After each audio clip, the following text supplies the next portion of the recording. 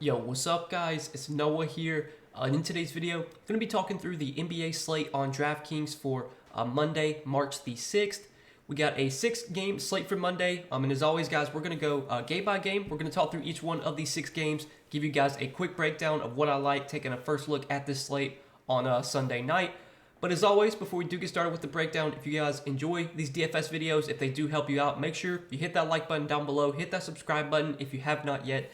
And if you guys are new to the channel, and if you've never checked out PrizePicks before, PrizePicks is the sponsor of this video.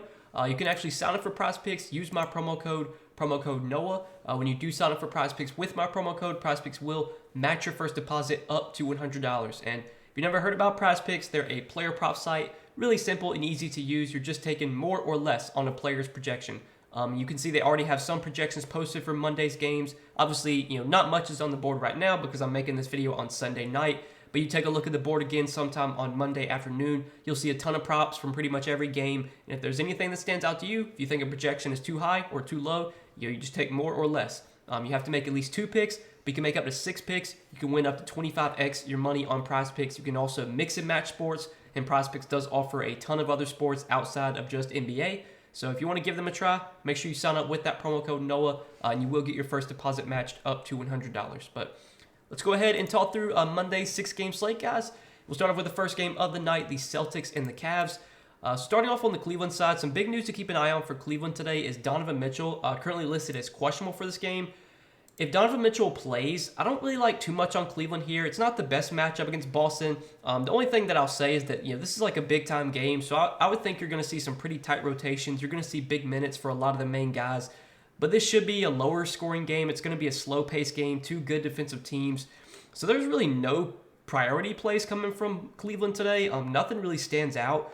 But if Donovan Mitchell gets ruled out, that obviously changes a lot. If Donovan Mitchell gets ruled out, then Darius Garland looks pretty solid. Garland is pretty expensive at $8,700, but I still think he would be a pretty good play. Mobley would get a little boost. I think he'd become more viable. Jared Allen has actually seen a big boost in his production this season with Mitchell off the floor. I think he'd be somewhat appealing at $7K.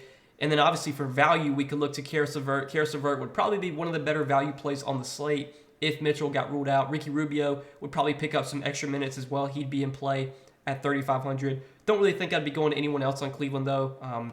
For now, nothing looks that great on Cleveland today, but obviously if Donovan Mitchell does get ruled out, that will bring some guys into play that we just mentioned.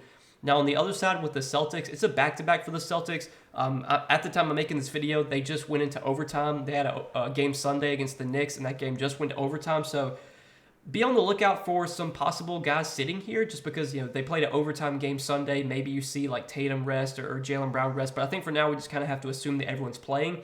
The only injury news to keep an eye on is that Malcolm Brogdon did not play on Sunday. I'm guessing Brogdon will play today just because it was like front end of a back-to-back, so they probably sit him Sunday, then play him Monday. So I'm expecting Brogdon back.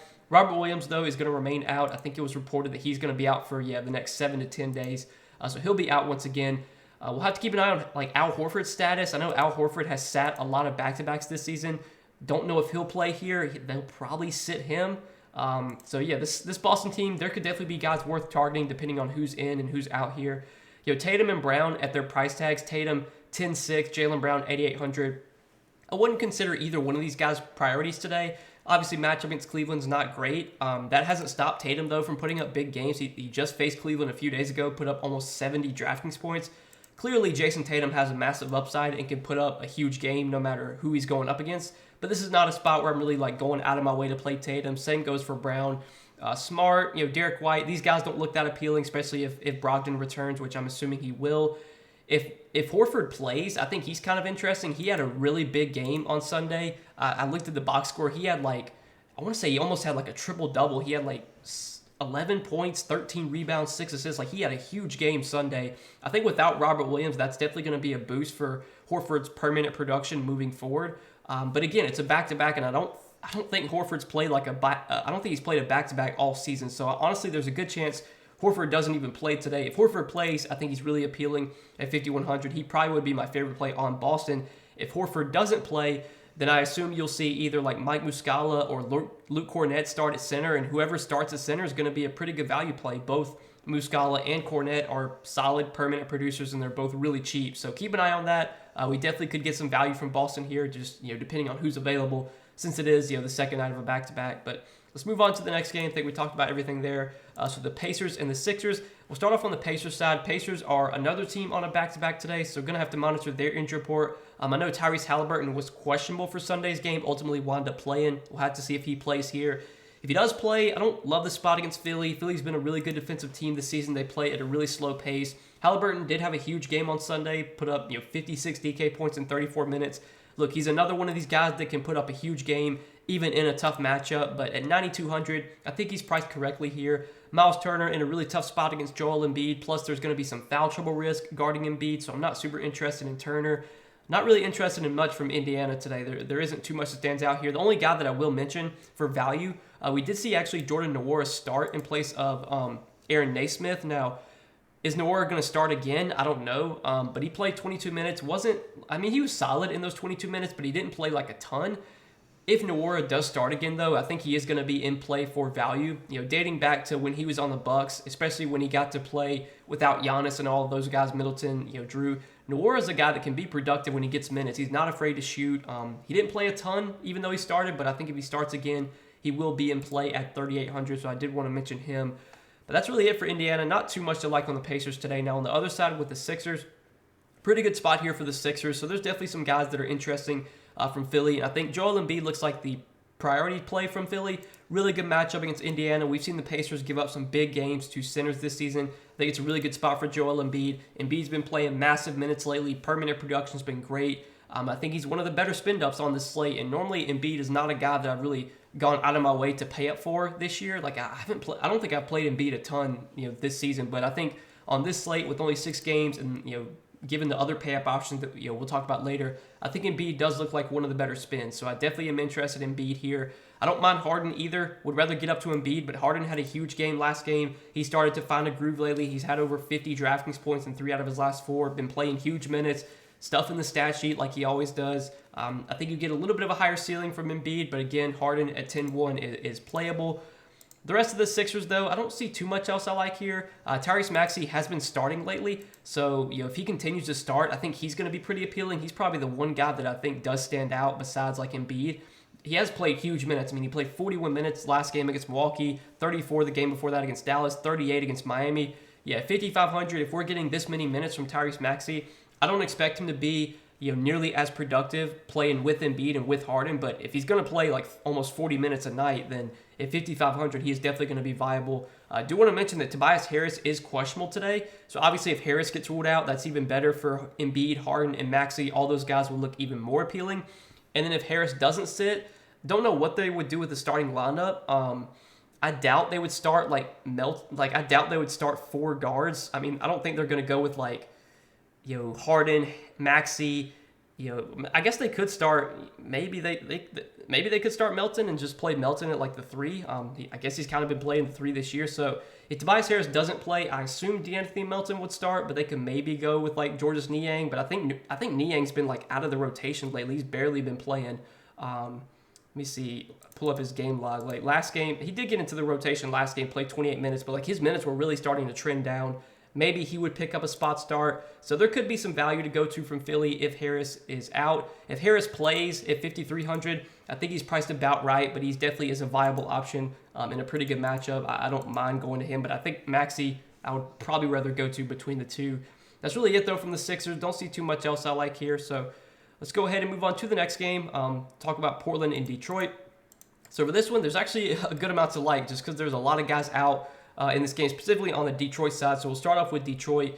No Bojan Bogdanovic, no Jalen Duren, no Isaiah Stewart, and then Killian Hayes and James Wiseman are both questionable for the Pistons. So the Pistons could be really shorthanded here. There's going to be a lot of value to target from Detroit. Without Bogdanovic, I think we should see Jaden Ivey continue to benefit. He should pick up some more usage. Obviously, if there's no Killian Hayes either, I think that's even better for Jaden Ivey. So especially if Killian Hayes is out, I definitely have interest in Jaden Ivey at 5,900. Marvin Bagley, I think, looks like one of the better plays on the slate. Last game he started, he played, 34 minutes, had 48 Draftkings points.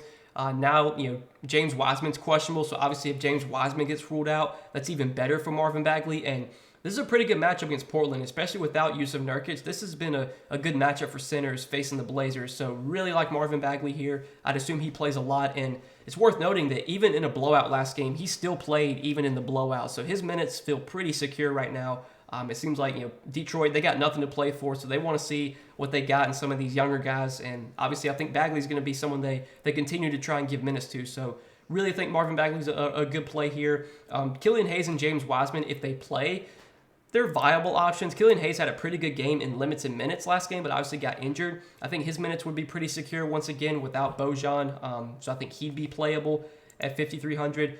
James Wiseman should continue to start if he's able to play. He didn't get a ton of run even in the blowout last game, but still did play 24 minutes. Since he's been starting, he's been playing about 24 to 28 minutes a night. And again, the matchup for centers is really good against Portland. So I think Wiseman is still okay at 5,200. I would rather go to Bagley, but I think Wiseman's playable. Hamidou Diallo should continue to pick up more minutes with Bojan out. He played 27 minutes last game. Even though he's going to come off the bench, I think we should still expect close to 30 minutes from Hamidou Diallo, and he's always been a pretty solid permanent producer. So he's kind of interesting for value. I think he's definitely a strong option.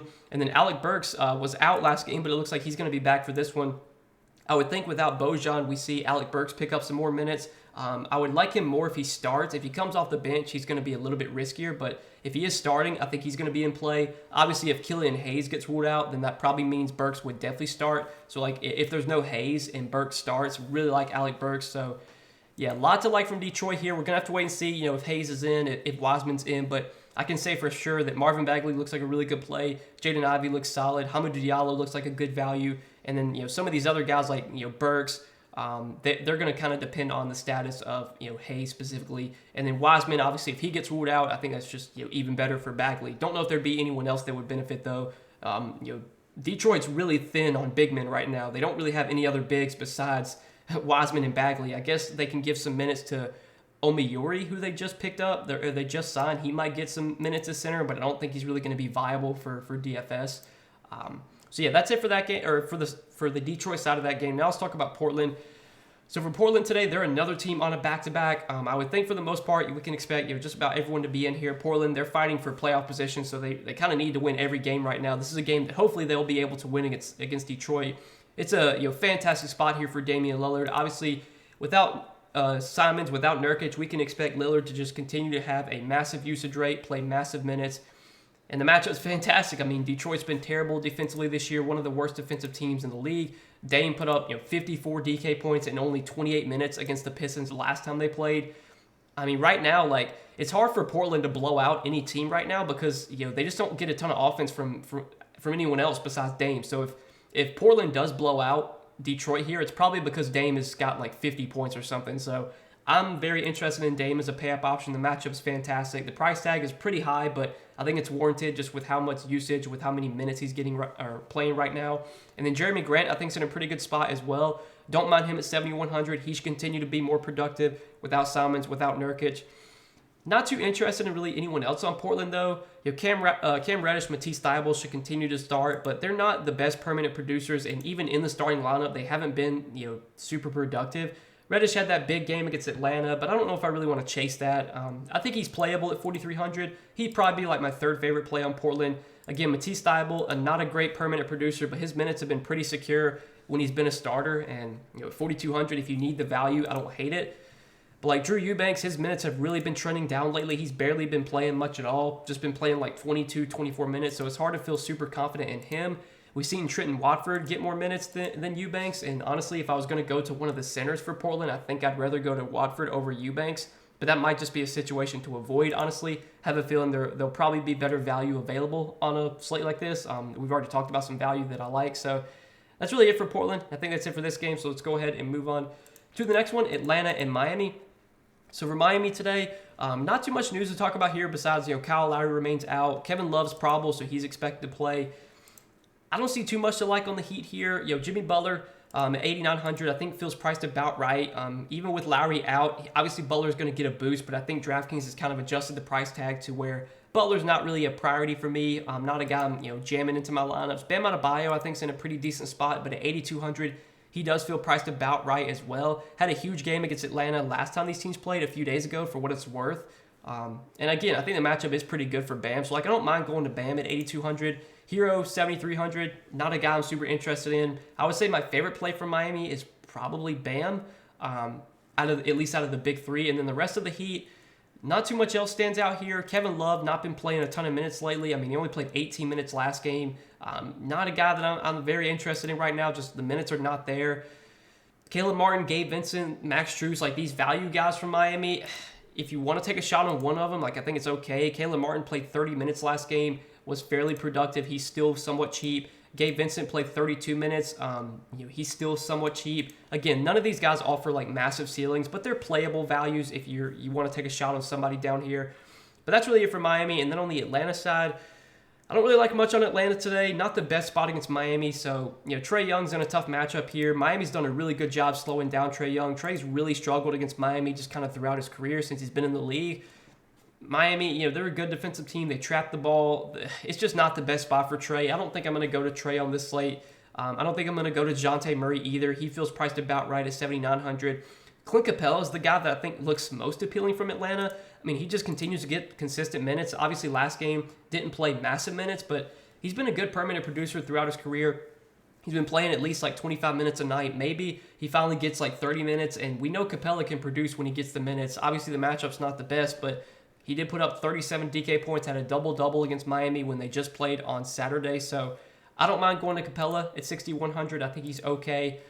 There's no priorities, though, coming from Atlanta. I don't see too much to love here. Just, kind of some guys you can mix in GPP. So that'll do it for that game, I think. We can go ahead and move on to the next one, Toronto and Denver. So for this game, we'll start off on the Denver side. I don't love too much on Denver today besides Nikola Jokic. Jokic is one of these guys that I think you could pretty much play just about every single slate. He's a guy that just offers massive upside. He can put up a triple-double any night. He's had a triple-double now in 3 straight games. Nothing negative to say about Jokic. Matchup against Toronto, I think, is fine. So I'm fine going to Jokic today as a pay-up option. I think he's firmly in play. The rest of Denver, though, like Jamal Murray, Aaron Gordon, MPJ, nothing really stands out from that trio. Murray at 8K feels appropriately priced here. I know he's had some really good games lately, but this is kind of a tougher spot against Toronto. Not super interested in Murray at 8K. Not super interested in Aaron Gordon at 6K. Michael Porter Jr. at 5,400 is a playable option. He's been better lately. His production's been better lately. Minutes have not been like through the roof by any means. He's only been playing like 25, 30 minutes, but he's been productive. He's been shooting the ball well. At 5,400, if you want to go to MPJ, I think he's probably my second favorite play on Toronto behind Jokic. And that's really it for the Nuggets. There's really nothing else on Denver that looks super appealing. So let's go ahead and talk about the Toronto side now. And for Toronto, we kind of know the deal with this Raptors team. They're going to really key in on their main guys, give them a lot of minutes. But the price tags are all reasonable, I think. Siakam at 9K doesn't feel like a priority here. His production's been pretty down lately, and really ever since Jakob Poeltl got acquired, I think that's kind of hurt Siakam. Poeltl's a good rebounder, and I think he's kind of taken rebounds away from Siakam. He's also a guy they can kind of run the offense through if they want to. So, not super interested in Siakam on the slate at 9K. VanVleet at 8,500, I think is playable. We know he's going to play massive minutes if it's a competitive game. The matchup against Denver, I think, is okay. I don't mind going to VanVleet, but again, not a priority. Scotty Barnes, Jakob Poeltl, they both feel priced about right. We know Poeltl's a really good permanent producer. Just the minutes have kind of been all over the place. He played 32 against Washington that one game, and then the next game only played 24. The games before that, he was only playing 26, 27 minutes. Matchup against Jokic is really tough. Obviously, there's foul trouble risk guarding Jokic as well. The only thing with Poeltl, though, is if he does play 30-plus minutes, he can easily outperform the salary because he's a guy that can just do everything when he's on the floor, can score, rebound, get assists, get defensive stats. It's just, the minutes have kind of been trending down. The matchup's not great. There's foul trouble risk. There's a lot of negatives working against Poeltl. But obviously, his upside when he does get the minutes still make him a viable GPP play. And then the rest of Toronto, like OG, Gary Trent, OG's a guy that's going to play big minutes, but the production's been all over the place this season. He'll have a few good games, then he'll just have some stinkers. He's not been shooting the ball that well lately. He's really not been involved in the offense much at all. I think he feels priced about right at 5,800, but again, you're going to get big minutes. He's going to play big minutes every night. That at least makes him playable. And then Gary Trent coming off the bench, I'll probably pass on here. So I think that's it for that game. Let's go ahead and move on to the last game of the night, the Pelicans and the Kings. So start off on the Sacramento side. Important news to keep an eye on for Sacramento is the status of De'Aaron Fox. De'Aaron Fox listed as questionable for this game. Obviously, if De'Aaron Fox does not play, we can expect once again Davion Mitchell to start in place of De'Aaron Fox. Davion Mitchell did start recently against OKC and was actually kind of solid, had 27 DK points in 33 minutes. Mitchell's been pretty terrible in the games that he has started this season, but I think at 3,200, he would obviously be a viable value play if De'Aaron Fox did get ruled out. And then obviously, Harrison Barnes, Kevin Huerter, Malik Monk, Keegan Murray all get a little boost as well. Don't have a ton of interest in those guys if Fox is in, but if Fox is out, I think all those guys look slightly more appealing. Obviously, Domantas Sabonis would take on a much bigger role if Fox is out, and I think at 10K, he would be a viable spend up.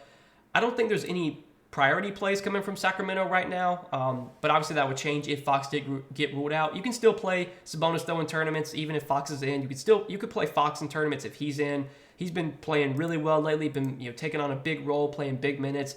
Matchup against the Pelicans, I think is okay. But yeah, that's pretty much it for Sacramento. There's no priorities coming from this Kings team right now, but that definitely would change if Fox did wind up sitting. And on the other side with the Pelicans, only news to keep an eye on for the Pelicans today is Jonas Valanciunas' status. He's listed as questionable for this game, and this is pretty important news. If J-Val plays, he's actually pretty appealing because without Larry Nance right now, we can pencil in J-Val for 30-plus minutes if he's available to play. If J-Val does not play, then we should see Willy Hernangomez start once again at center. Now, Hernangomez has started the last 2 games, but he's really not played that much. He's only played 21 and 15 minutes. They've kind of been going small. In this matchup against Sabonis, I don't know if this is a spot where the Pelicans can really go small. So I think Hernangomez's minutes would be a little bit more secure here. Obviously, assuming that J-Val is out, and then in the matchup against Sabonis, as long as he can avoid foul trouble, I think Hernangomez would play probably at least like 23, 24 minutes, and he's a great permanent producer. He would be a very appealing value at 4,600 if J-Val sits. If J-Val plays, really like J-Val at 6,500. And then Brandon Ingram and CJ McCollum, those guys feel priced about right, but I will say that if J-Val remains out, that's better for Ingram and McCollum. I mean, the offense has been running through these 2 guys. They've been taking a ton of shots. Usage has been great for both Ingram and McCollum the last few games without J-Val. Ingram's been playing big minutes, been productive. I think the matchup against Sacramento is definitely appealing. And then CJ McCollum been taking on a bigger role without J-Val. He's been more productive. Minutes have been great, taking more shots, being more aggressive offensively. At 8,100, I think he'd be a little bit more appealing if J-Val sits. Now, if J-Val plays, again, I don't think these guys look as interesting. But this should be a pretty good game environment. Should be a relatively fast-paced game. So I think there's some guys you could definitely target in GPPs here. I would say for like core plays, guys I would definitely be looking to build around. If J-Val's in, I think he's very appealing. If he's not, then I think obviously Hernangomez looks very appealing. Whoever starts as center for the Pelicans, I find very interesting today. And that's pretty much it for New Orleans. I don't see too much else to like here. Trey Murphy and Herb Jones are kind of like some GPP dart throws you could take a shot on. Trey Murphy has really benefited the last 2 games without J-Val. He's played big minutes. Again, they've been going a lot smaller. I think if J-Val remains out, that helps Murphy a little bit, helps Herb Jones a little bit too. If you want to go to these guys for value, I think they're viable, cheap options. But that's it for the Pelicans, guys. That's it for this 6-game Monday slate. I hope you guys, again, enjoyed this video. Appreciate you watching. Make sure you hit that like button down below if you guys did enjoy. Hit that subscribe button if you have not yet. And if you're new to the channel, go check out PrizePicks, sponsor of the video. You guys can sign up for PrizePicks. Use my promo code NOAH. When you sign up for PrizePicks with my promo code, you will get your first deposit matched up to $100. Definitely give PrizePicks a try if you have not yet. Take a look at all the player props they already have posted for Monday's games. And again, they'll post even more props as we get closer to the start of the games on Monday night. But that'll do it for this video, guys. Thanks as always for watching. Appreciate your support. Hope you guys enjoyed. We'll see you in the next one.